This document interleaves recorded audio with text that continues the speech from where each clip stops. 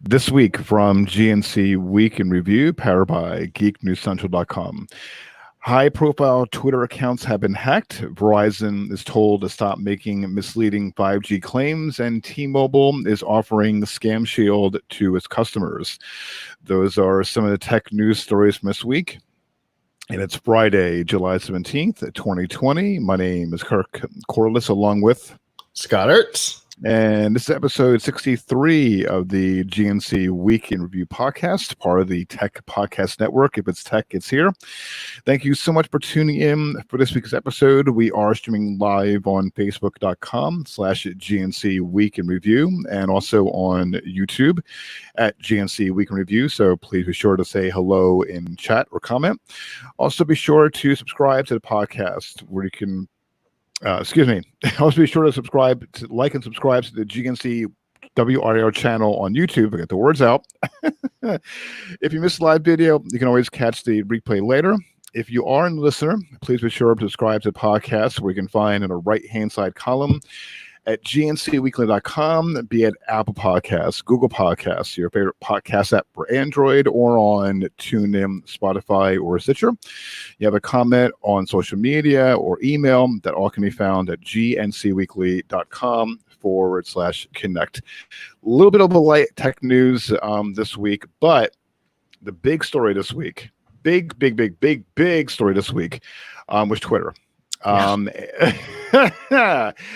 Here's what happened. Okay, on Wednesday, a number of high-profile Twitter accounts were simultaneously hacked on Wednesday by attackers who used the accounts, some with millions of followers, to spread a cryptocurrency scam.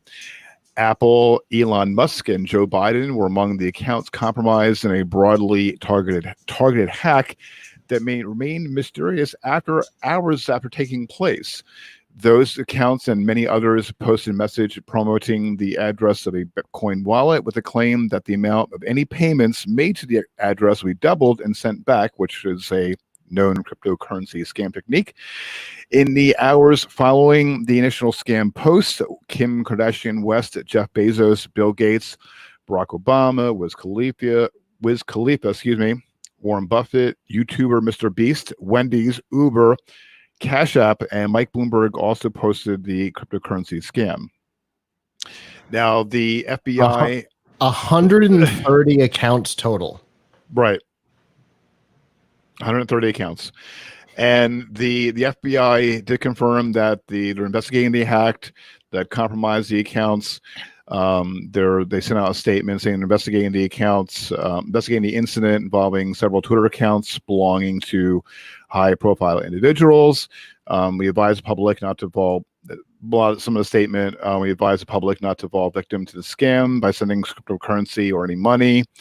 New York Andrew Cuomo also announced investigation. Members of Congress has mentioned has concerns about it. And after all the reports that came out, Twitter says it had found no evidence that hackers had gained access to user passwords. They also said that the hack took place after a third-party group executed, quote unquote, a coordinated social engineering attack. Yikes. So there's a couple of really interesting things here. The first is that the coordinated social engineering attack may not necessarily be accurate, and in fact,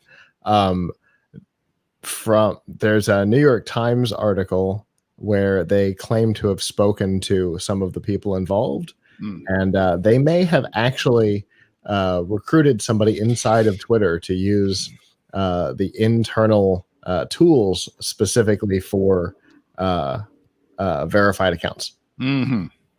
So somebody internal may have been involved in this. OMG. Uh-oh. which goes to show how important it is for these companies not only to worry about and focus on the software that you use, but also the software that they use. Right. If you're a checkmark account on Twitter, your support is different than you and I. Mm-hmm. Right, which I don't have one. They denied me 3 times. So whatevs. Then they stopped taking applications. So, but the high profile accounts have different access than everybody else does. And there are people who have access to features on their accounts, but unlike a service like, say, GoDaddy, right, where if I call into GoDaddy support, I figure we can talk about GoDaddy since they're a sponsor of Geek News Central. Geek News Central. Right. And I use his promo codes to buy stuff all the time, by the way. Anyway, when I call in for GoDaddy support, I have to give them a PIN that I set so that we can guarantee that somebody can't just say, inside of Twitter can't say, let's look at Barack Obama's Twitter account. Well, that would be a terrible idea. In fact, it is a terrible idea. It's the same thing with your cell phone service. You can't call into your cell phone and just, hey, I'm Scott, and whoop, we're into the account. Right, that's right. You're gonna know all kinds of stuff about me. That's true. That's right. I don't even know my call-in PIN, and I haven't in over a decade. I have to answer 3 security questions. Right. You got to know a lot about me. And that's the thing, because I work for a company that we cannot provide, they'll say, hi, my name is Kirk, but we cannot provide any information without the account fully verified, and which in a way is a good thing. But going back to with the verified accounts, and I also read a report, I think it was today or 2 days ago, or no, it was yesterday, excuse me, today's Friday, Tom, that a lot of the accounts were 2FA, and they still hacked into it. Yeah, because on the inside, on the employee tools, there's no verification. That's the problem. The employee tools have to have verification as well, which is where that phone pin with GoDaddy or something like that comes in. It guarantees that before somebody at GoDaddy can look at my account information and make changes, I have given them permission. I've given them verification that I'm me so that they can be me temporarily. Right. And from what it sounds like, that is not the case with Twitter. And the hack was so bad. So it was so bad that when Twitter got control of the account back, within minutes, they lost it. OMG. Which is why Twitter for verified accounts was unable to post anything new, was not able to send messages, were not able to view messages, so that somebody on the hacked account couldn't view private messages of, say, Barack Obama or Bill Gates or these people who might very well have not top secret, but possibly corporate confidential information in a private message. It would be stupid, but they might have something personal in there. Again, it would be stupid, but they might. Right. I wouldn't use Twitter messaging to send something of value, but that's a whole different thing. Right. You don't know that Elon Musk isn't sending his wife his social through Twitter messaging. Who knows what stupid things people do?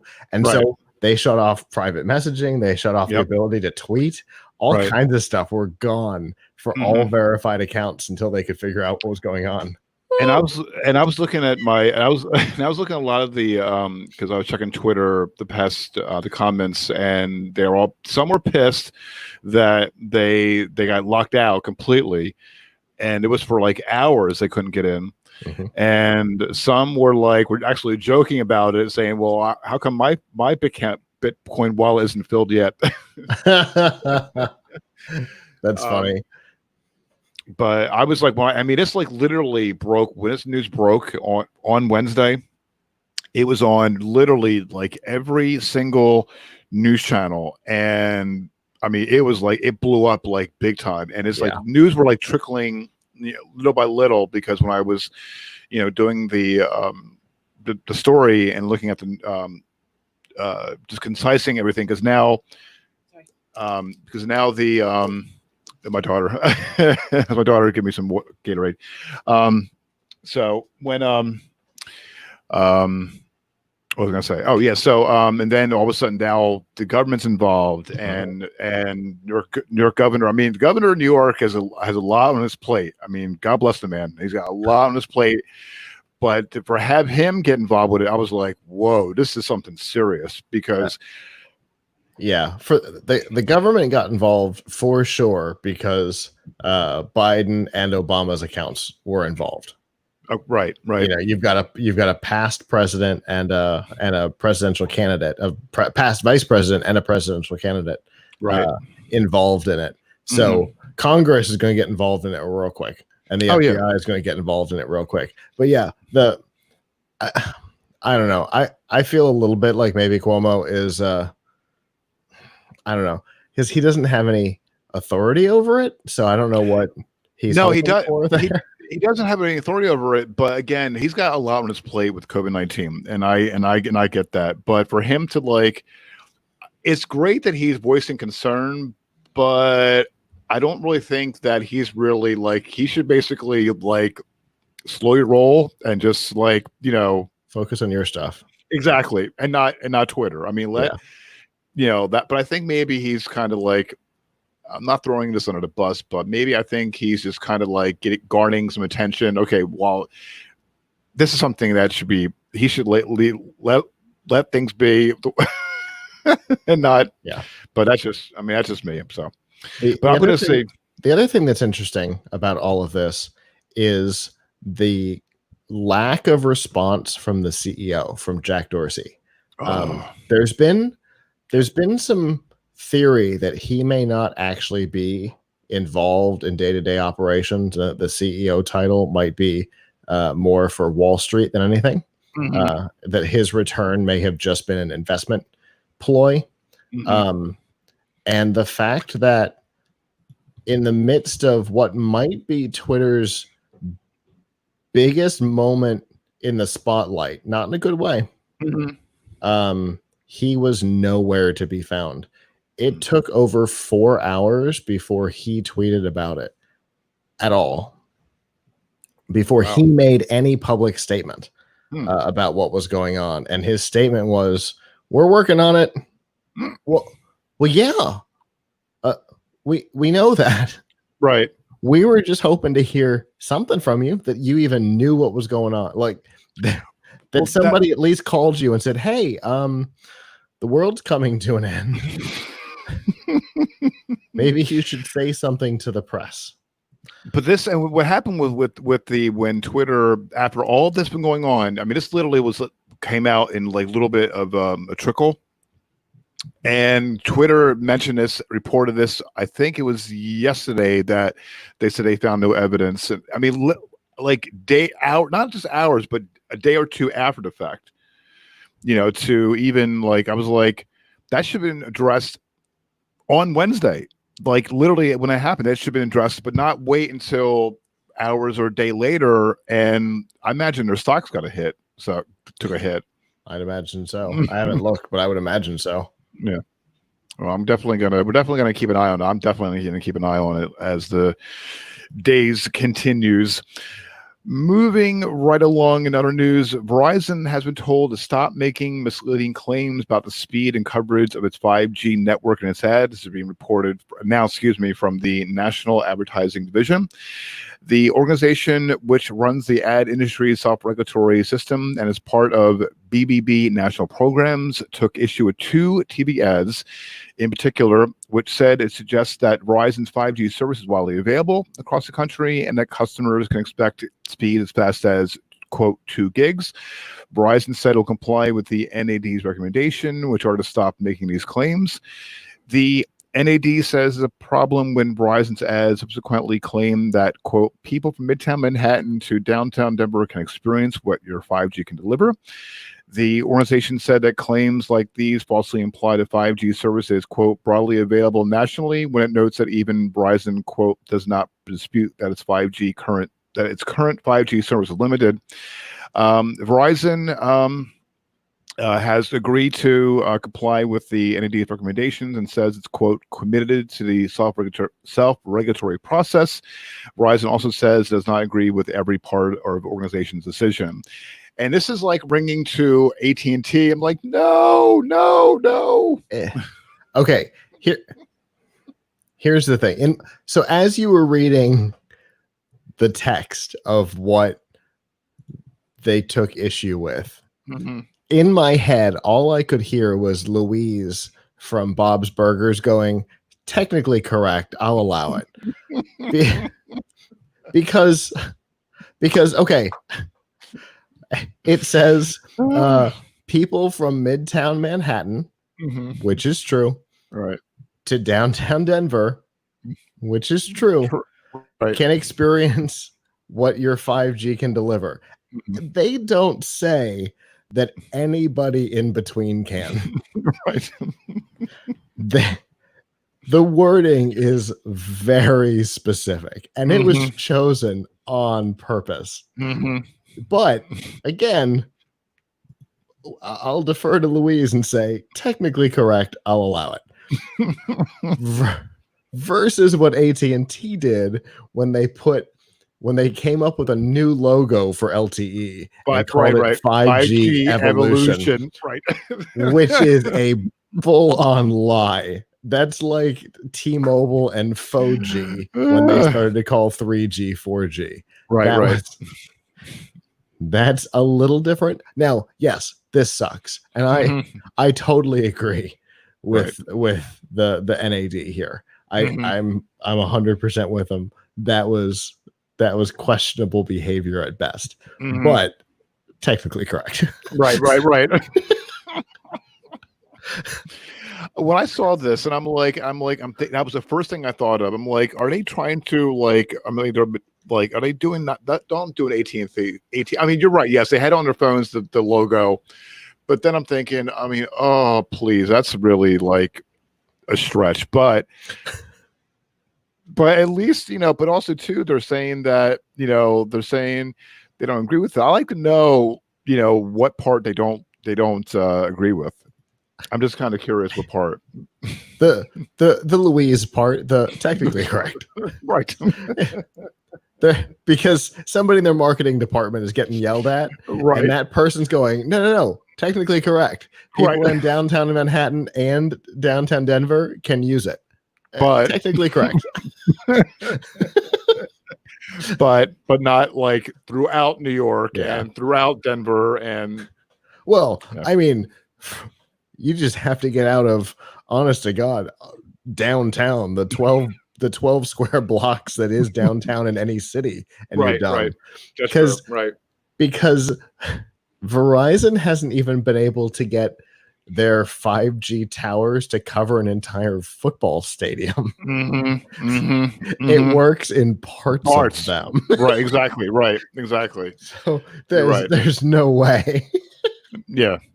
And now, in fairness, AT&T, T-Mobile, and Sprint haven't gotten it to work in any football stadiums at all. So Verizon's definitely ahead of the game there, but still. Well, there's no football to be played anyway. So yeah, it turns out that investment wasn't the best, was it? Right. Totally. Oh, I'm just hoping. Like I said again, I'm just hoping that this is good. I mean, it's a good, but I'm just hoping. Oh please, baby Jesus, don't let it. That be a debacle. Like an AT&T thing. Yeah. Real quick, an update on our last story. Yes, Wednesday, late Tuesday through Wednesday, there was a huge dip in Twitter's stock price, but it has recovered. Of course. Yeah, that's going to happen. Because they addressed it. And that's the thing. They addressed it, and the CEO finally came out and addressed it. And so we have a stock recovery. But until they did that, I mean, you can see where the problem started and when it was addressed in the stock price. You can literally see when it started and when they addressed it. It's pretty funny. I think so, yeah, and especially when people's wallets would be like, having to get their little bite in the wallet. So, yikes! All right, All right. In other carrier news, T-Mobile is offering its customers a variety of free services to make identifying and avoiding spam callers easier. It's called Scam Shield. The Scam ID feature that labels suspicious calls as quote scam likely when the call comes in. From there, customers can also choose to entirely block calls that T-Mobile identifies as likely spam as they never ring through. Additionally, T-Mobile's caller ID feature is now free to all customers as well. This uses the industry standard stir/shaken technology that T-Mobile implemented earlier this year. The caller ID feature shows the name of the person or business that was calling if they have it, and also shows a quote call verified label when it confirms a number that has been spoofed. I heard of this. I mean, I know there's similar features, but I like Google when they have when I see a call come in and it'll say that it'll recognize the number. It'll say if you wish to block it or report it as spam. I love it. And there's other features like that. Truecaller is the one that I use. Okay. I view because it's been available everywhere. It was available on Windows Phone, it's available on iOS, Android. So one interface, one product across all of my devices was the decision that I made. So I've been using Truecaller for years. Okay. But it's nice. So this is a bit of a response to something coming out of the FCC. Yep. And the making it free is because of something coming out of the FCC a little bit. It's something that we're going to talk in depth on Sunday on F5 Live. Cool. But the FCC is going to impose restrictions on carriers that don't limit outgoing nonsense. To the point where they will be blocked from making calls into the legitimate services. But do you think that with I mean, it's great that these companies offer these features, whereas Google, I don't know about iOS. I'm not wrong. So if someone's on watching live or can, but why would a lot of apps like Verizon, T-Mobile, a lot of these carriers offers all this, bloatware. So I guess they're basically. I know that the FCC, made a decision about the robocalls and the spam calls and spoofing calls. But do you think that maybe it's like basically giving Sprint? Sprint, excuse me. Well, we'll talk about Sprint in a second in the next in the more other news. But do you think you're giving T-Mobile and these companies your data in a sense where you can get these other alternatives not only for free, but you don't have to provide them data? They already know who's calling you. Good point. Okay. That's you're right. Your carrier already knows who's calling. They set up the call. Yeah. So you're not giving them anything new. What you might be giving to any of these companies, and definitely pay attention to the permissions, and that's a big topic for me. Doesn't matter what the app is, doesn't matter what you're doing. Look at the permissions that it asks for, because if a Sudoku game has asked for access to your contacts, it's not a Sudoku game. Right. Ooh, I'm going out of focus. That's weird. Anyway, I guess I'm gonna have to turn off autofocus. Anyway, so if you download this, great. If you download Truecaller, if you download another one, doesn't matter. Pay attention to the permissions that it asks for, because it might try and upload your contact list to their servers to bulk up their caller ID system, which is a bad idea, because I'll tell you, if you upload my contact information to somebody's service, you and I aren't going to be on great terms going forward, because I already get enough. We've been trying to reach you about your car's extended warranty calls that if I get new ones because one of my friends uploads their contact list, including my number, to something, we're going to have trouble. it's a level above somebody adding me to a group text message chain. Group text message chain, you're getting called out.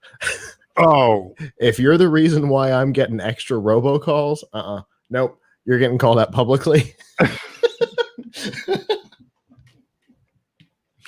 that's the one thing that I get more often than not is warranty for my warranty calls.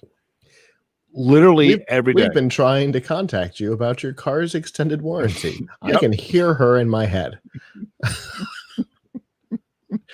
Yeah. Yep. Wow. I get that like more often than not. But it's like I said, I have Google and I love it. I mean, because I can, and it does say like on top of the notification, not on the notification menu, do you recognize this number? Block it or report it or block it as spam. And there's another feature where you can literally like screen the call and it has Google Assistant where it gives a message saying that, Google, I love it. I'm like, sign me up. I mean, this is great. This is the best thing, but I'm just like curious, like a lot of these companies, all of a sudden put themselves out there when this has been widely available for the past year or two, I believe. Maybe no, actually, I think it was like 2 years ago when Google I/O they now had these features. I think I'm not really sure with the AI thing. Yep, with the AI thing. I think it was it was 2 years ago. Yep, because they implemented it into Oreo, and then they put a similar feature into Gmail, and it kind of all happened at once. Yep. Mm-hmm. Yeah, they were really building that AI response system all at the same time. Oh, I love it. I mean, it's been the way it's been like the AI, and I know you mentioned it like for a while, on your show and things like that. It's been improving tremendously well. But it's good that again that they're doing something like that. I just think it's a little too late, but we'll see how it goes. In other T-Mobile, well, now with Sprint news, I mentioned a second ago, a company press release stating that T-Mobile's brand will become the main focus, with Sprint stores rebranding with a, quote, fresh coat of magenta paint. The carrier also teases that, quote, fresh deals are, quote, on the way. I love the quotes in these statements to coincide with the unification of the company, adding that these, quote, new aggressive offers will be announced next week, quote, saving people money, challenging the competition, and raising the bar for the industry. T-Mobile CEO. I'm sorry. Including the term raising the bar in a cell phone thing always amuses me because that was Autel. Right. Or singular. It was singular. You're right. It was singular. You're right. I knew it was somebody that wasn't around anymore. Right. Right. T-Mobile's CEO Mike Siebert told CNET that Sprint will no longer be accepting new customers until after August 2nd. He adds, however, that while Sprint branded stores will be going away, the company isn't, quote, sunsetting the brand. My whole concern is that this is going to it's great that, the merger is great, but my whole thing is that what's going to happen to the employees that work for Sprint? They're going to change their shirts. Okay. So T-Mobile's been pretty upfront about their intentions. They had to be because the FCC and the Federal Trade Commission were very concerned about this merger. Mm-hmm. And so the goal was as little of loss of employment as possible. The number of customers isn't going to change. Mm-hmm. So the amount of support that those customers are going to need is not going to change. Mm-hmm. So just because your local mall has both a Sprint and a T-Mobile branded store, and one of them is going to go away, does not mean that there are less potential customers and less current customers that are going to come into those stores. Mm-hmm. So their goal is to keep as many employees as possible.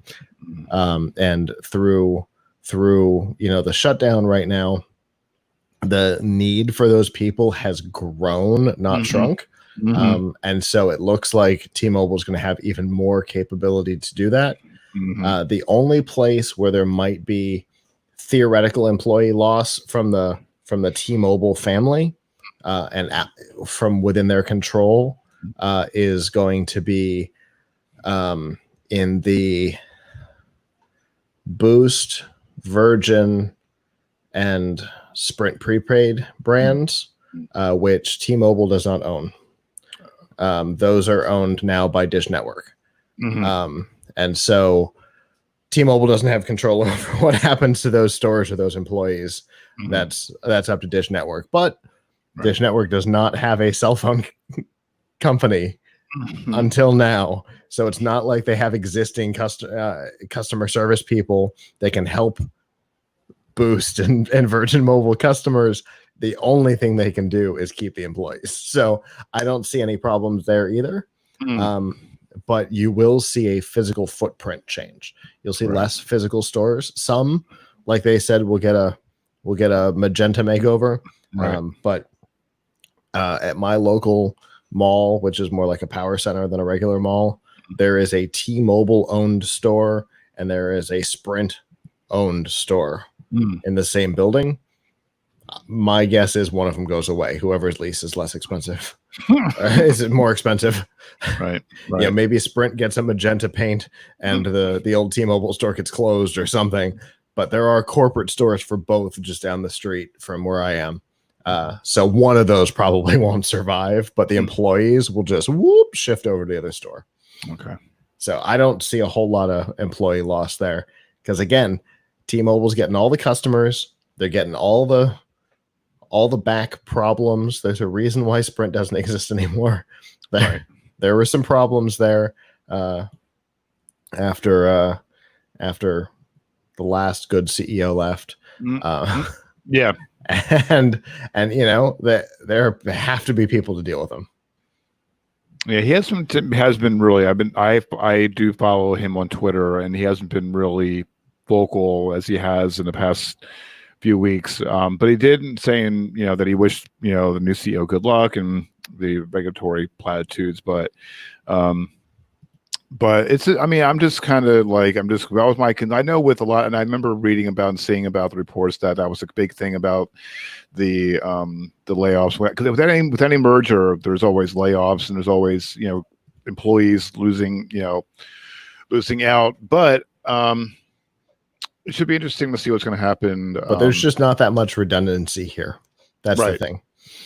It's redundancy that usually gets axed. Now, at the executive level, will we see some of it? Yes. We've already seen some of the Sprint people go away.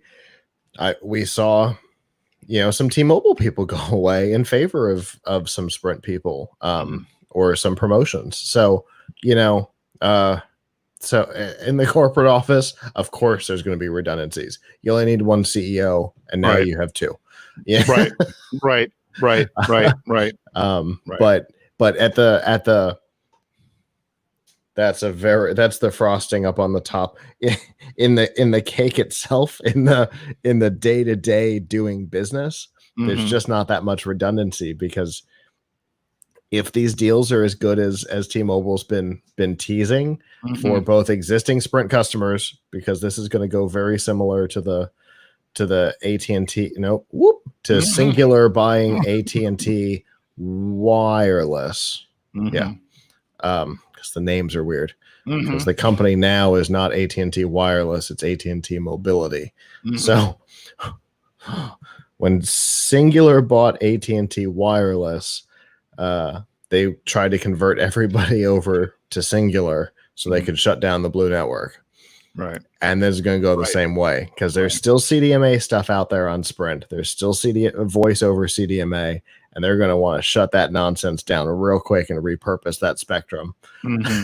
So they're going to incentivize, and the more you incentivize, the more people you need out there, and you don't have Radio Shack hawking your stuff anymore. So. Right. I remember that. The reason why the Singular AT&T Wireless transition was so easy is because we were doing the heavy lifting. It wasn't the Singular stores doing the heavy lifting. It was Radio Shack. I remember that. Those were wow. I'm really showing my age. I remember going to a Radio Shack and seeing Like they had literally had like all the major carriers, Verizon, Sprint. See, I mean, they had like little. There must have been like 8 carriers back in the day, at least.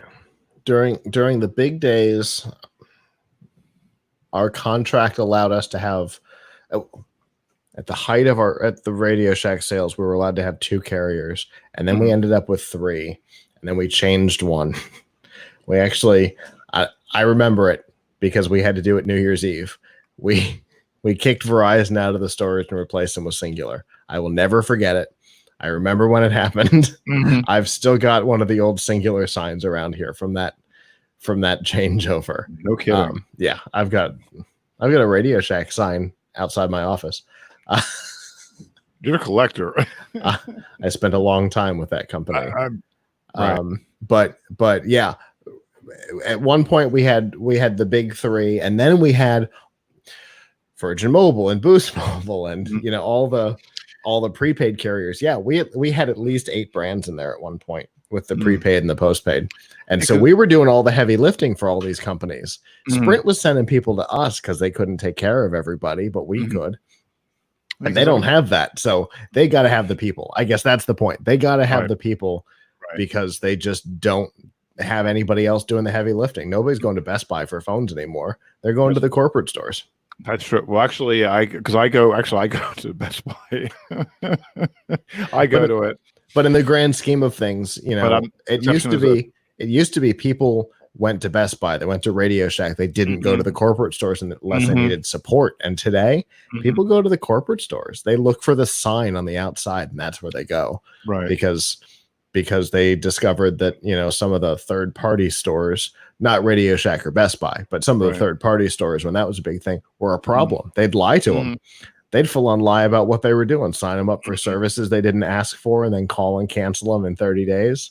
Ooh, some sleazy stuff. So people just started going to the corporate stores. And I don't blame them. Right. For years, I dealt with the people who were doing that, coming to us to get it fixed. Okay. So I understand why people stop going to third-party stores. Yeah, I would go to the corporate. For me, I mean, this may sound weird, but I go to the corporate store for tech support. But I go to Best Buy because the sales are better. And also I have the Best Buy rewards, so that's also cha-ching. The reason people always came to us is because Sprint did mail-in rebates and we did them instant. Right? Yeah, I remember that. I remember that. Yeah, I remember that. If Sprint did a rebate as a mail-in, we did it as an instant, and we did the mail-in rebate for you. Well, that's been, I remember that too, because I remember it is a long time ago. I think we're really showing our age. I haven't been with the company since 2012. Wow. And I spent a decade with Radio Shack, just shy of. Nice. Time stands. I missed my anniversary by about a month and a half. Oh wow! No kidding. I had to get out. I don't blame you, man. I don't blame you. I got out before things went bad. Yeah, I don't know. Like, get out while the getting's good, and beat on family now. For sure. But yeah, so I don't see T-Mobile having a huge layoff issue. I see a lot of people changing their shirts, either changing the color of their store or moving to whatever store stays around, because I think they're going to need the employees, honestly. Well, I'd like to know what these, like as you mentioned, I'd like to know what these deals are. And I have Verizon Wireless, and but I've been loyal. But I mean, they're going to, quote, challenge the competition. It's what T-Mobile's always been known for, and it's the reason why T-Mobile went from 4th place to 3rd place originally, is because, they had a bizarro world CEO, but that's an understatement. I loved the guy, but he was bonkers. Never forget him crashing the AT&T party in his magenta shirt. Anyway, they kicked him out. It was awesome. Anyway, oh jeez.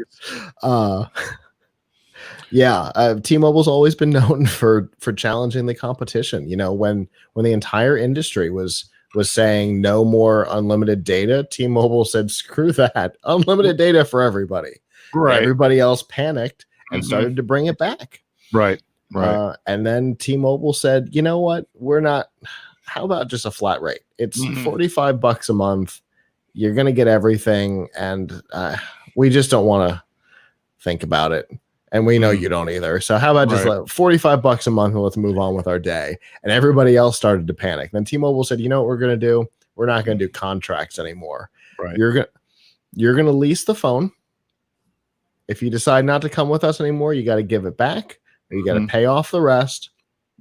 And if you want to leave on Thursday, whatevs. Just Mhm. give us back the phone or Right. pay for it. Whatever. We don't care. Whichever." And then everybody else went, "Uh-oh." And that was the end of the contracts. Right. I remember because I mean John Legere was very vocal, and if you watch his quarterly the Very earnings call, vocal. That's a way to put it. wow. I mean, he like calls them out. Bunkers. I mean, he calls out Verizon at the time. I mean AT&T. He called out Sprint, and he named like, oh, it was like, I mean, I miss those earning calls. I would watch them religiously. I would the moment I see when it comes up, I am like, Oh. I have to tune into it. And I remember he was John Legere was at CES. I think it was 4 years ago. I'm not sure. And he was at this one hotel. I can't remember the name of it. The entire set was magenta. He had like a crystal ball about the future of Verizon and future AT&T, and and he was like bleeping this and bleeping that, and Yep. I mean, I was like, wow, that man's wild. Yeah. John is a legend. Mm-hmm. I hated him when he started. Hated him. And he grew on me so fast because I thought it was an act. I thought he was pretending. When I realized that he was actually out of his mind, I fell for him. And the night he crashed the AT&T party at CES, that was it. I was a believer. I was a convert. I'm on board. I still didn't like the company necessarily because I had talked crap about them for so long at Radio Shack. It's hard to let go of Primeco days. Anyway, talked crap about them for a long time, and but I was a believer in John, and I still am. Whatever he goes and does next, I'm gonna follow him because I'm a believer in him. Well, whatever he's doing, God bless the man. But I mean, but I like to see what's going to happen with this news. I don't know much about this new CEO. I mean, I think wasn't he the CMO before he came on? He was either the CMO or the chief financial officer. I can't remember which. Okay, but yeah, he was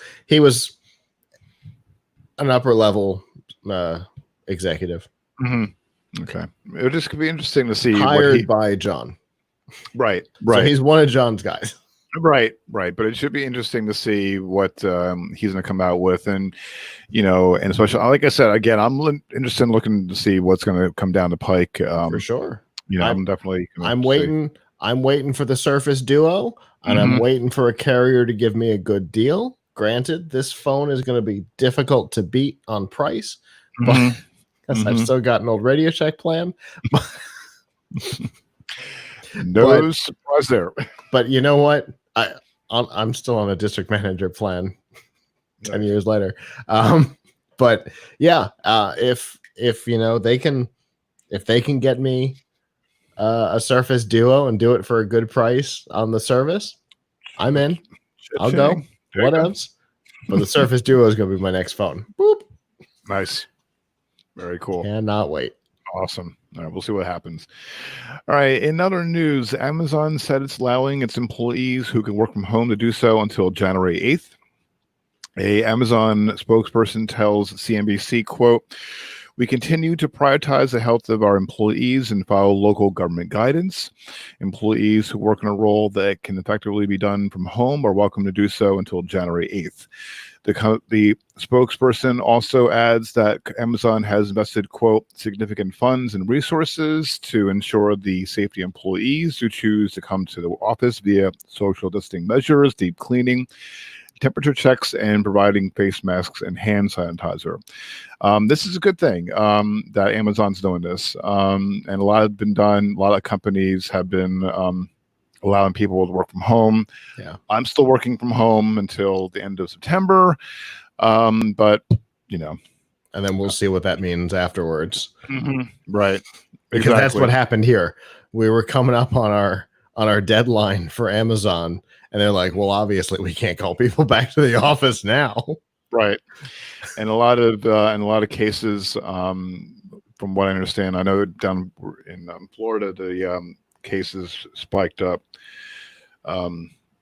exponentially. Yeah.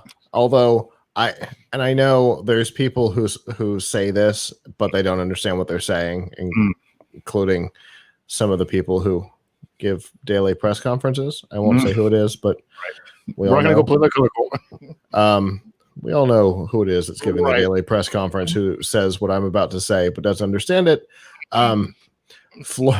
Florida's positive rate is going down, but our testing rate is going up. So, not too long ago, I think Florida was returning like 23-24% positive rates. And now we're down to 11.4% positive. So we're testing a lot. So, and I know I can back this sentence up, which is why I'm allowed to say it. More testing means more positive results, but the ceiling is lowering. We're the whole thing is getting bigger, but the positives are going down, but the number is going up. But less of the people who are being tested are testing positive, which is a good thing. That's right. That's a success, but that's not indicative of less new cases. That's only indicative of more negative people being tested. So, there's some truth to both sides of that. But yeah, Florida's seeing a lot of trouble right now, but we're also one of the highest tested states. So, right. Well, I know I'm in New Jersey, and there's and speaking of Amazon, in this story, there's a Amazon facility in Robbinsville, New Jersey, which is about maybe 20 minutes from where I am in Hamilton. And I notice also where I'm at as well, New Jersey's been pretty good. I mean, it's a pain in the butt to wear the mask, and it's a pain in the butt, but if it helps, and they say, if you're preventing someone to get sick and everything, but also on the same token is that, like a lot of companies, like I said, my company is, it's like, it's good that they're doing that, but hopefully that there's, it's better to deal with customers, but also with Amazon, recently, like a couple months ago, where they were backed up with orders, and I mean, I was trying to order toilet paper and it was like at least 3 months to get an order. So yeah. But I mean, it's good that, speaking of bunkers, that whole thing, what in the world was going on there? Panic buying. But yeah, I imagine we're going to see more companies make announcements like this in the coming weeks. I know that, Broadway is shut down till next year. Right. That alone, considering how expensive those theaters are by themselves, to have them dark, they've got information. Yeah. You know what I mean? They didn't make that decision arbitrarily. They didn't say, oh, you know what, it'll be fine. We're just going to shut down through next year. At $140 a ticket and 9 shows a week. Right. 700 seats in a theater. We're good with just giving that up for political reasons. It's fine. We're good. It's good. There's there's no way. So if Broadway's saying, and a lot of shows are saying they won't be coming back, and so if they said we're shutting down through next year, and we may not, if this show may not come back, my guess is there's other companies that are going to have to say the same thing. We can't have people come back into the offices. My company's been talking about the return to the office, and they were talking about it at a pretty high velocity for a while, and then it slowed down. And we haven't heard much about it since.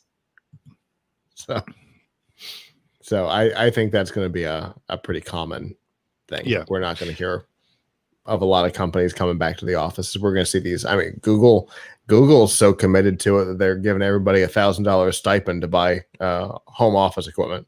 Oh, wow. Huh. Wow. Wait. Well, I know Facebook, they're extending, I think, from what I saw, till September 2. I'm not sure. No, I'm sorry. Not until 2021. I'm sorry. So, but it's good that they're doing that, but also keeping the safety in mind. My whole concern is that with these companies, because a lot of companies have just basic office furniture. They have to do their way they're thinking as far as redesigning the 6 feet apart and all that. That's going to be, the cost alone, on these companies closing or business closing, what have you. But now it's like you have to reconfigure everything now. Yeah. The cost of reopening might be the same or more. Exactly. Yep. Yeah, exactly. So, yep. All right. Very good. All right. Another news. And we talked about this, I think 2 weeks ago. I'm not really sure. At least. But yeah, so now I was kind of questioning it. Now Apple is adding a bunch more features to Apple News and News Plus, including a greater focus on audio and local news. You'll be able to listen to audio versions, some of the best features and long form stories on News Plus. Apple will produce around 20 of these audio stories each week with professional voice actors narrating them. If you're reading a story that has an audio version and have to step out, you can pop on your headphones and listen from where you left off. Apple News Plus subscribers in the US can check out the audio story starting today. The features are included on iOS 13.6 and Mac OS 10.15.6, and Apple is rolling them both out now. Apple is also making its own daily podcast called Apple News Today. New episodes will drop every weekday and won't be locked into behind the Apple News Plus subscriptions. You can listen via Apple Podcasts and the new audio tab on Apple News. And I said that before, and I'll say it again. With Apple News Plus, there's so many different podcasts you can listen to for news. I'm just kind of like, it's good, but again, there's plenty of podcasts, news podcasts, tech podcasts like this one, and F5 Live and what have you. So, but on the other hand, one of the things I like about the idea, and one of the reasons that we've been having discussions about implementing it for our content, is that one of the reasons people listen to us or listen to F5 Live or listen to Todd or whatever is because we're a talk show, which means that we're giving commentary, we're adding content, we're giving perspective, we're giving context that articles either can't do or don't do, either out of journalistic integrity, trying to maintain just the facts, or out of an inability, attention span. Right. Most people only read the first 3 paragraphs of an article anyway, and so trying to get into commentary isn't necessarily what people are going to be looking for, but it is in a podcast. But if I can have a news article read to me, Mhm. then possibly my attention span might be better for long form content. But also, there's that possibility that well, first, people who can't read for whatever reason get access to that article. Mhm. Mhm. but you get to listen to it without commentary. It's Mm. just the article as written by the investigators or whoever it is. It's very different than what you and I do, or what Todd does, or Mhm. what Avram and I do, Right. where it's commentary. It's a talk show. We know that. We know who Right. we are. Right. Right. um, Right. Right. as opposed to somebody just reading the news, Mhm. which hasn't really been done since the 70s. Mhm. And this is kind of an interesting take to bring that concept back. I think there's a market for it. It's the reason why I've been considering adding it to upstream articles, at least maybe the high profile ones. That ability to listen to it. We've got some voice actors on our Rolodex that we've been talking to, and people have been saying that they might enjoy it. Mhm. And we call it the media, but we have to remember that media is plural. Right. Medium is singular, media is plural, and so Mhm. we give on our website through GNC. There's written content, and then we commentate on it. Right. If I can get the written comment as audio and then maybe listen to the commentary, Mhm. for somebody who's an Audible listener, maybe that's or Audible learner, maybe that's a better way of going. So Yeah. it's just options. Yeah. I mean, I guess maybe, It's not for me. right. No, it's not, and that's not for me either. And I know that we're the exception to the norm, but I know that there's a lot of podcasts, not podcasts, but there's like CNN has daily briefings, because I have, going back to my example with Google, when I get up in the morning, my alarm goes off and I get the top 5 stories in 2 minutes. Right. And I enjoy that because, and I want to, so I know what's going on, and I hear I hear the weather. I'm like, I'm good to go. This day's gonna suck, but but at least I'll have a synopsis on what's going on in the world.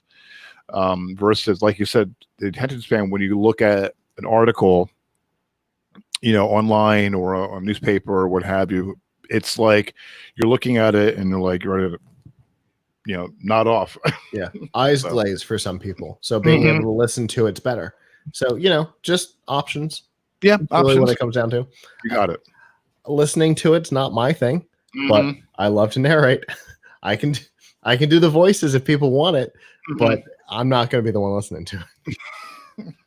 Yeah, I can only, because I know when they say, do you like do you like the sound of your voice? Oh, yeah, most people don't, because the voice you hear in your head is different than the voice that actually happens. Right. Yeah. Reverberation and things. Mhm. Yep. All right. All right. And speaking of other app news, a new Sensor Tower report has revealed that smartphone users installed nearly 38 billion apps in Q2 of 2020, making its biggest quarter on record. In the report, Sensor Tower has revealed that both the App Store and Google Play have enjoyed record quarters. The App Store saw installs grow 22.6% to 9.1 billion, while Google Play installs grew 34.9% to more than 28 billion. That makes a combined total of 37.8 billion and a collective growth of 31.7%. The top app on the App Store was Zoom. Shocker. It shattered the App Store record for quarterly installs with nearly 94 million, surpassing TikTok's previous record, of 67 million. Over on Google Play, I'm Zoom's sorry. installs. Hold on. I need to hear those numbers again. TikTok's number was how many? TikTok's previous record, 67 million. Okay. And On Zoom's the App Store. was Zoom's was 94 million. Yeah. What's that, like 43% increase over the previous record? Almost a 50% increase. Mm-hmm. Mm-hmm. Now that's bonkers. That's bonkers. Now, on the flip side, Google Play, Zoom installs increased by 200% to well over 200 million, but that wasn't knock off TikTok off the top spot. Combined, Zoom just edged TikTok as the most installed app across both platforms. That was the number one app on both platforms in the US and Europe. The top game overall was Save the Girl from Lion Studios, taking the top spot on both the App Store and Google Play worldwide with nearly $100 million. And also in the report, the Avenue increased exponentially as well. Wow. Yeah. So, and I have to say, during the second quarter, I have installed a couple apps, a couple game apps. So have I, but that wasn't one of them.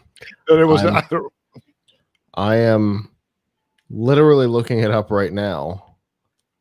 I'm impressed. If you search on well, I use Bing, but if you search for Save the Girl, the first and second result are Google Play and the App Store. Oh, I've definitely got the context down. Maybe they're listening to me to know what we're looking for. Boy, that looks like a weird game. Yeah, I'm doing Google search now, and yep, apps on Google Play and App Store. Yep. On the App Store, one of the featured reviews is a 3-star game, and the headline says, "All right, but weird." So, I guess I nailed it. Yes, you did. You called it. Good job. Because it definitely looks weird. Yeah, I see a woman in a very tight purple dress. I'm gonna bulging eyes, mouth open, thinking not another scary dog. I'm gonna pull up right now. Just give me Excellent. I'm gonna pull up right now. That dog is holding fabric in its mouth. That is not a knife. I thought the dog had a knife in its mouth. I was really worried about what this game was about. I don't either. I don't want to know. All right. Well, maybe I'll have to look into this. Or maybe I don't want to lead to them having another quarter of big downloads. Right. No. We don't do that. No. Let me see. Well, that's pretty impressive, especially considering that that both Google and Apple have those Game Pass type services like Microsoft has. Mm-hmm. And it doesn't look like that's part of it. Mm-hmm. So those subscription services must not be working out as well for those two as they were hoping. Right. And to be honest with you, when I downloaded a game, and you think this is gonna be, and I never thought of it, and I've been playing it when I was way back in the day, Solitaire. Oh, okay. I am like so addicted to it. I've been playing it like every single from the time I get in the morning when I'm at, in between when I'm doing stuff. But I mean, literally, I'm on that all day. I love it. So I don't know if it's gonna I'm surprised. I mean, I know that's on a lot of PCs and what have you, but and I have to admit I'm playing Candy Crush as well. So I'm pretty sure there's people out there playing Candy Crush as well. There's a lot of them. Yeah. So, but I'm big fan of Solitaire. So it's really so okay. Enough about games because we're gonna be here all night.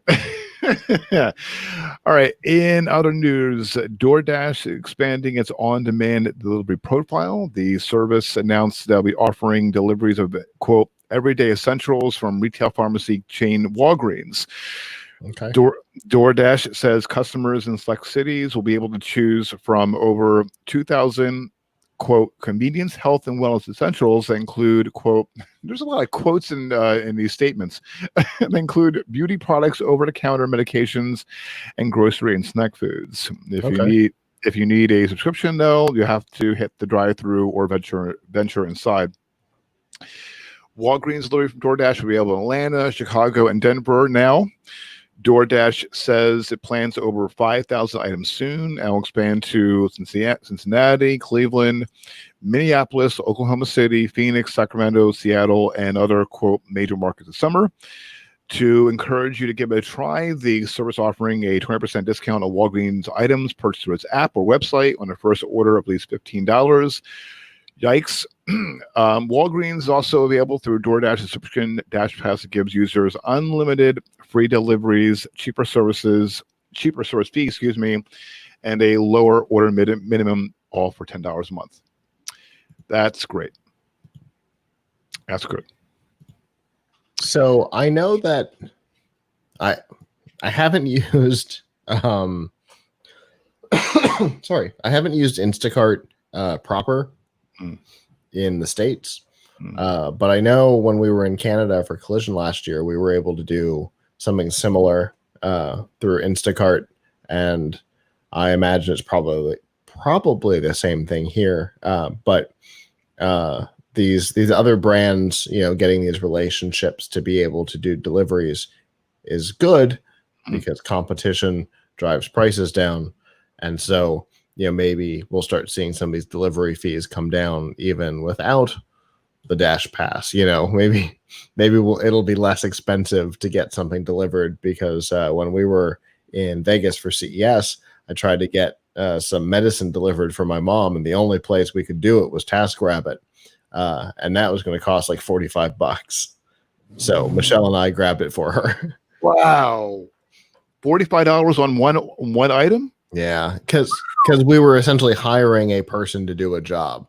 The job happened to be simple, Right. but TaskRabbit in general isn't designed for picking up medication. It's come over and put this bookshelf together.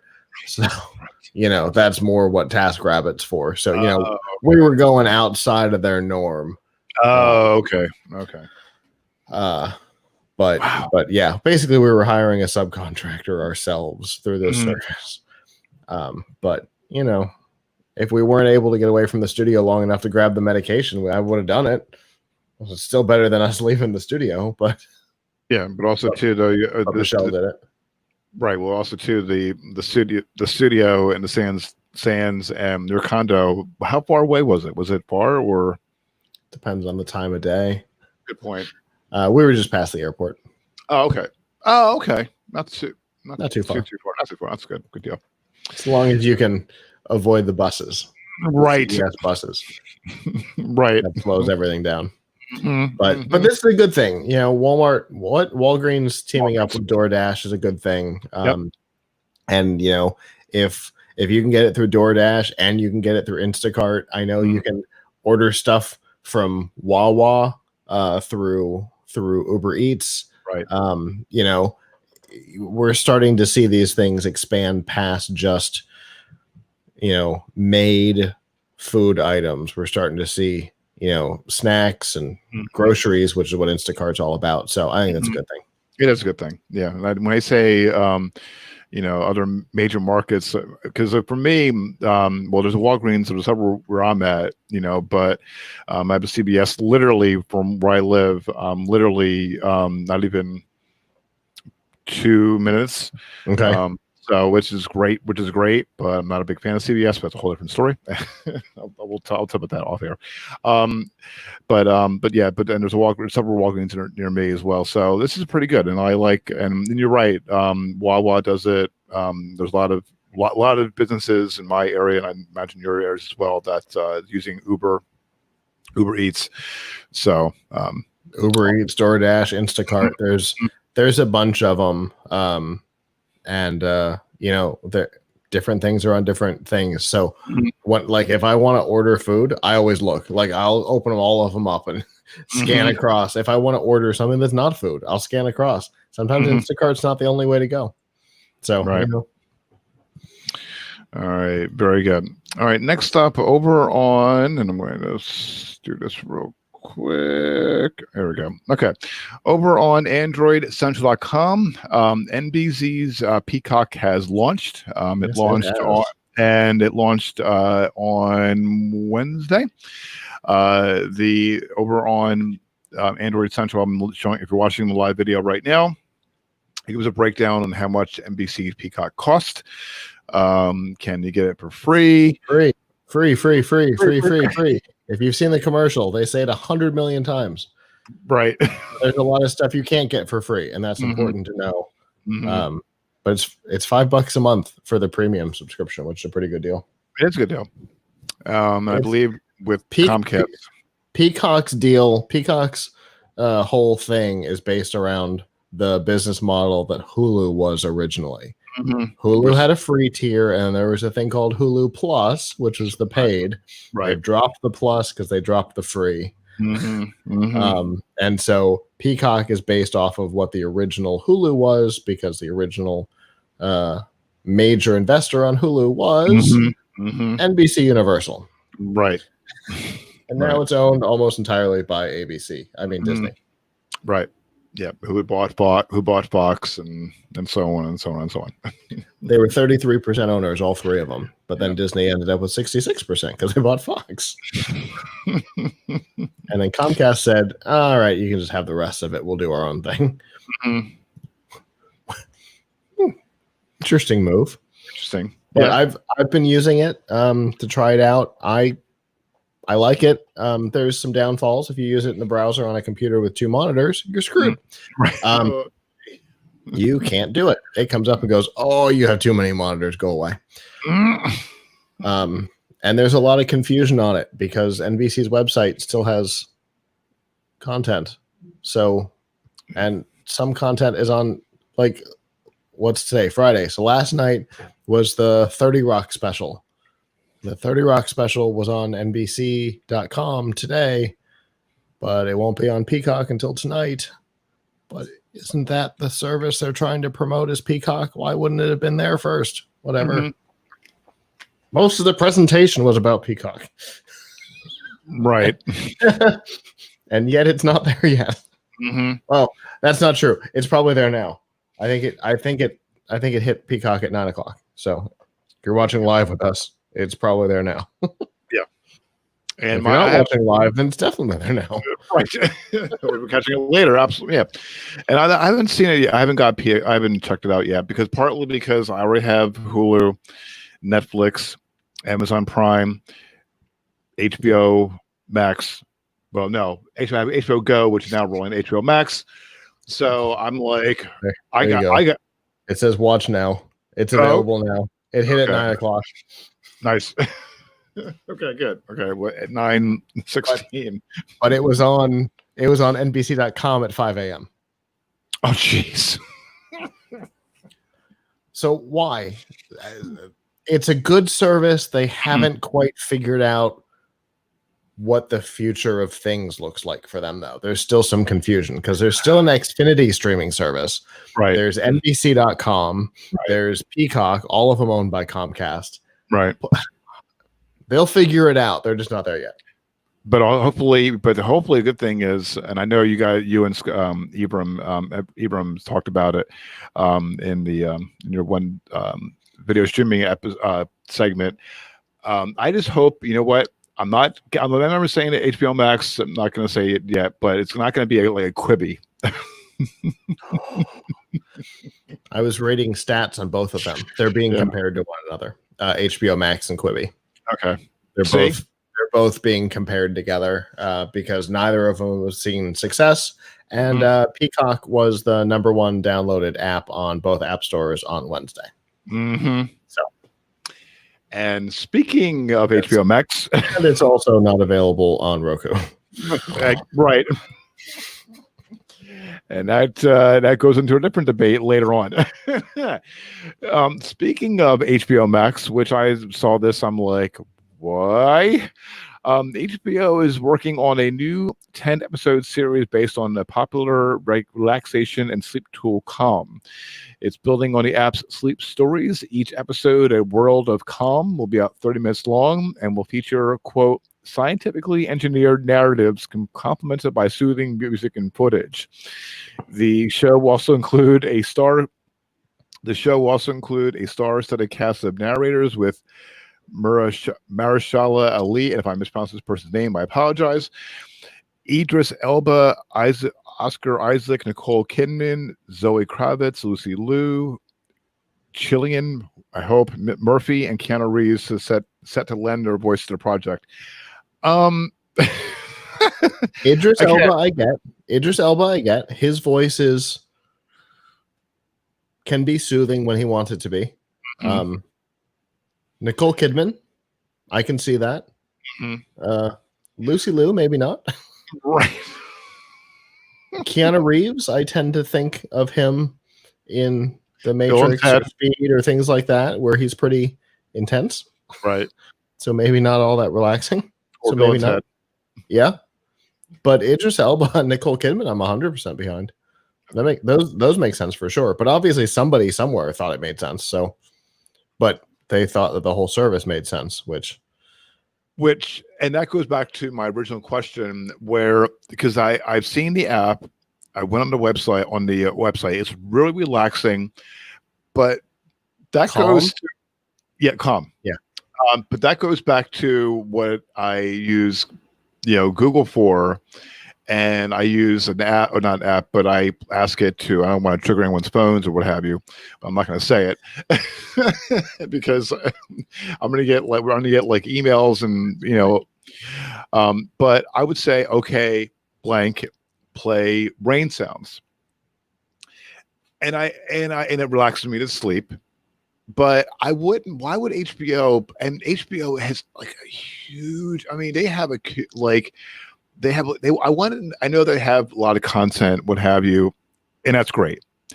But they're doing a 10 episode series where you can watch it on TV, where a lot of like smart TVs have some type of like music channels or music apps or that has relaxing music or video. Yeah. If I had straws in here that I could grasp at to make my point, I would. But I mean, talk me down from the tree because I think they're grasping at straws. I think that's why I was asking you to talk me down. I am so curious. Oh, see, this is different. Okay, sorry. We had somebody on at Collision that I thought was called Calm, and it kind of is. It's called Calm Radio. It's very similar. Mm-hmm. Okay. Just had to deal with that in my head. I think HBO Max is grasping at straws. I think they're trying everything in their power. They're throwing money at anything that has name recognition, and both Calm and Keanu Reeves have name recognition, and so they're trying to bring them together to get somebody to sign up for this service, because so far it sounds like nobody has. Right, and they're throwing things against the wall to see if it sticks. Exactly.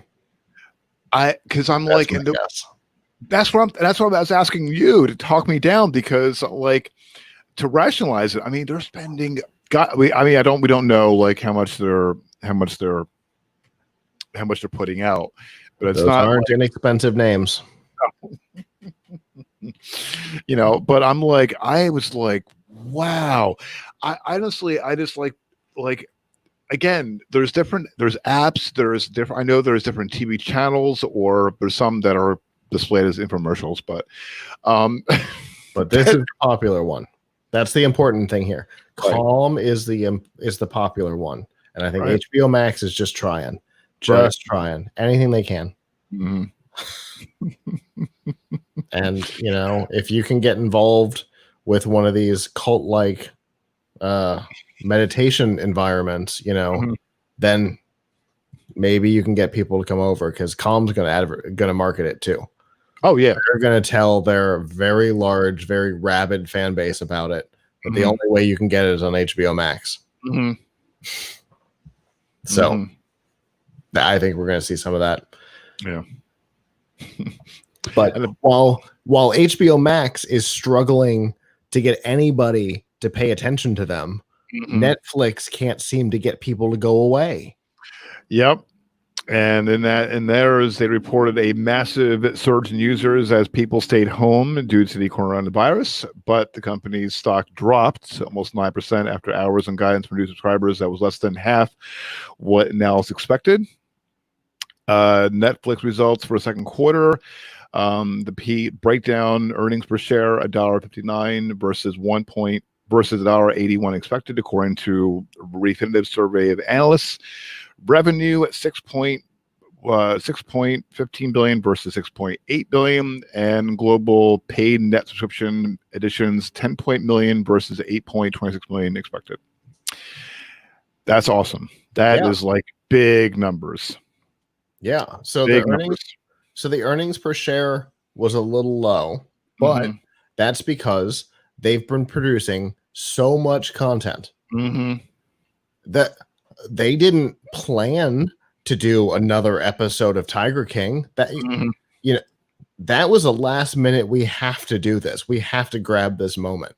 So yeah, they're producing so much content so quickly that I can see the earnings per share being down, but revenue's up, subscriptions are up 25%.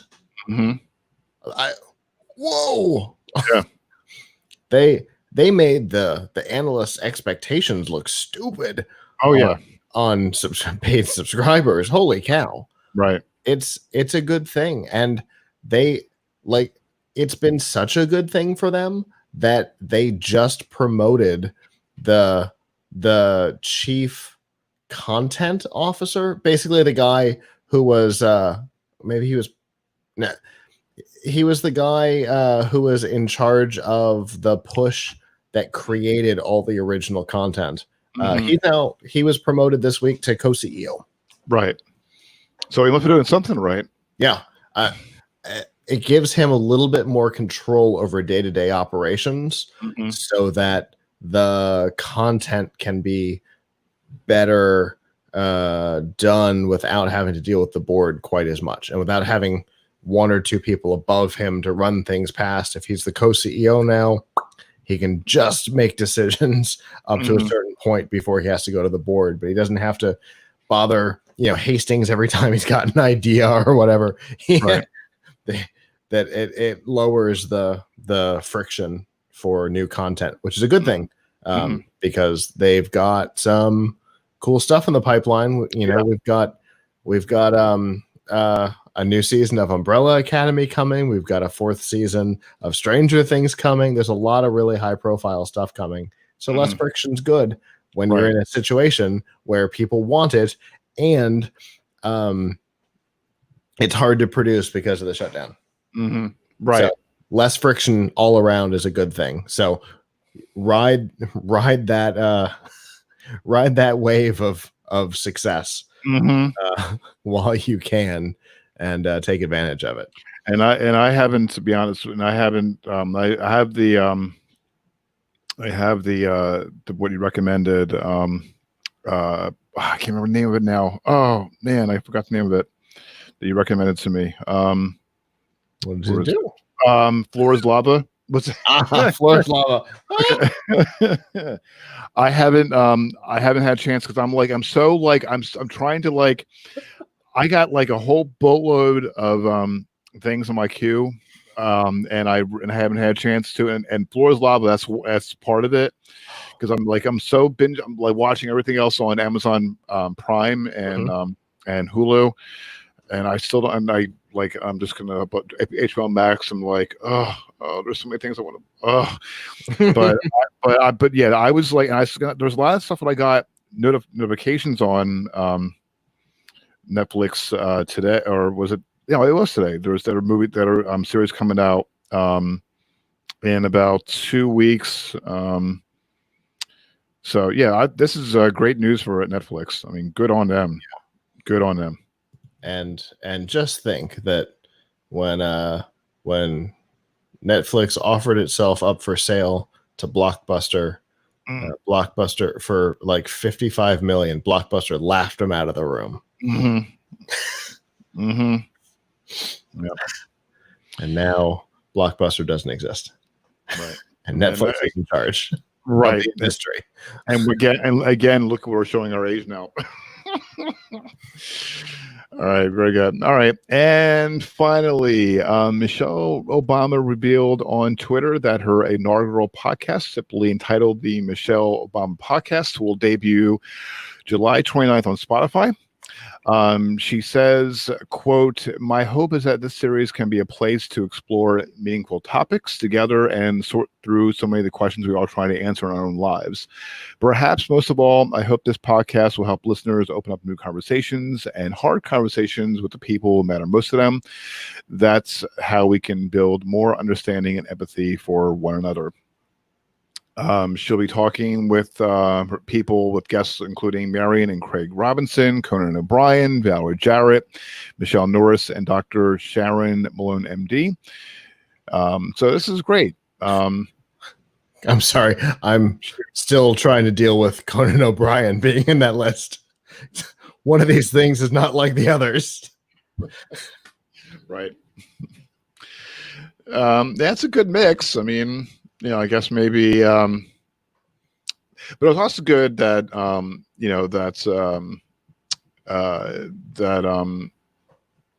Spotify's getting big names. I mean, we had, we talked about Joe Rogan, and we talked about 3 weeks ago, Kim Kardashian West has got a podcast with Spotify. So, and from what I understood, the Obamas got a known media company. They're producing content for Netflix. 5 shows for Netflix. Right. And now they got the production companies with Spotify. So I think it's time for the industry to come up with a term for these not podcasts.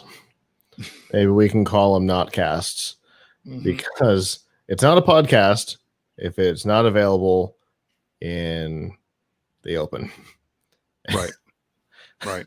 It's a walled garden. It's not a podcast. It's a Spotify show, which is fine. It's a Spotify show, which is great. Right. Good for them. It's not a podcast because I can't grab the RSS feed and listen to it on Apple Podcasts or Google Podcasts or TuneIn. Or Stitcher or TuneIn. Right. Like this podcast is. Yeah, I think it's time for us to come up with a term for it. I challenge our audience.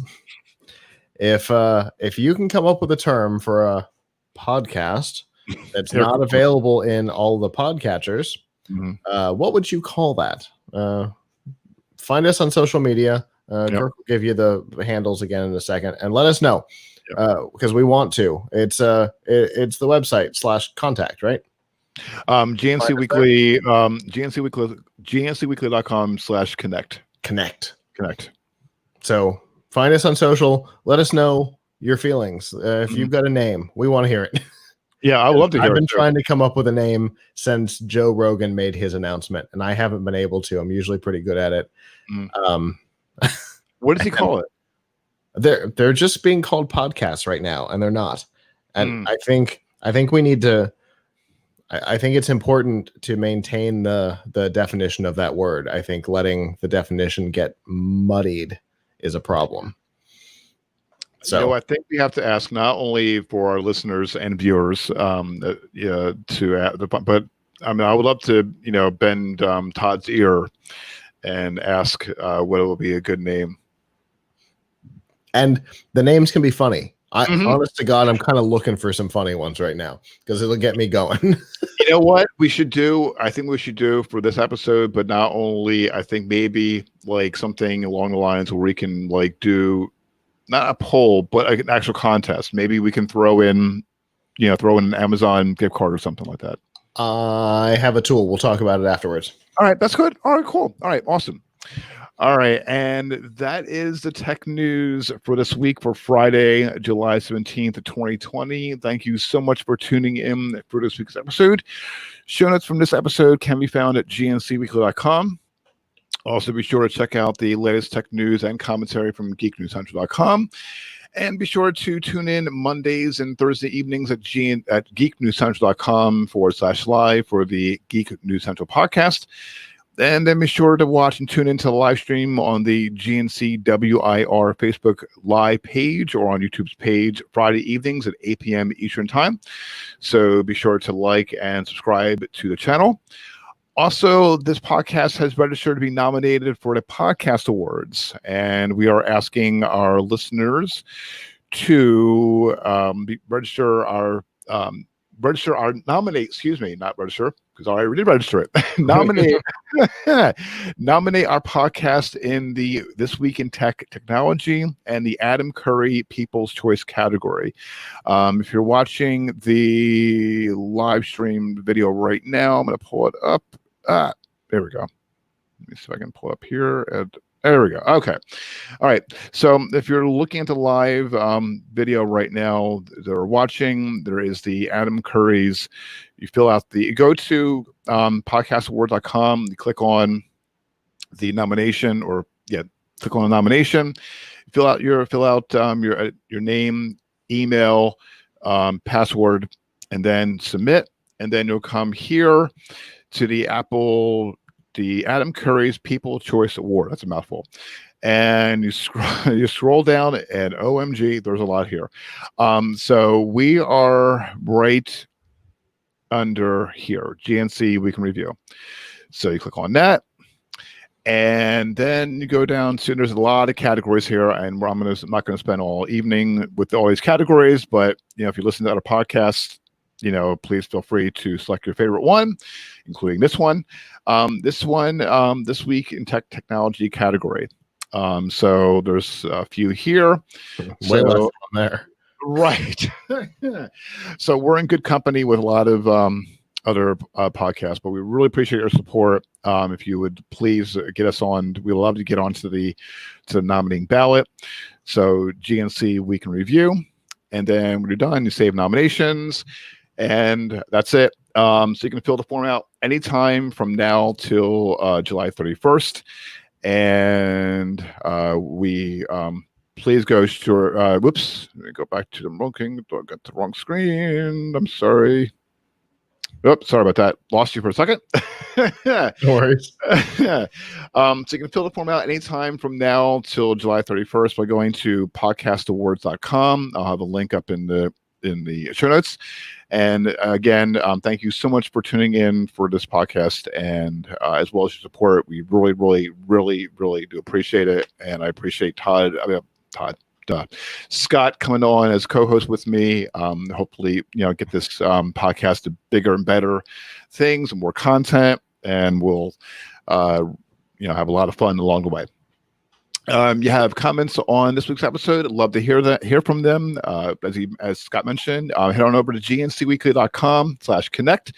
You can the email week in review GNC week in review GNC@gmail.com.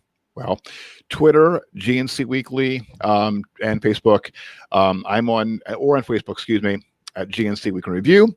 I'm on Twitter. I'm at Kirk. Corliss Scott is on Twitter at TTTMABO. Till the next episode of GNC Week in Review. So long. Ciao.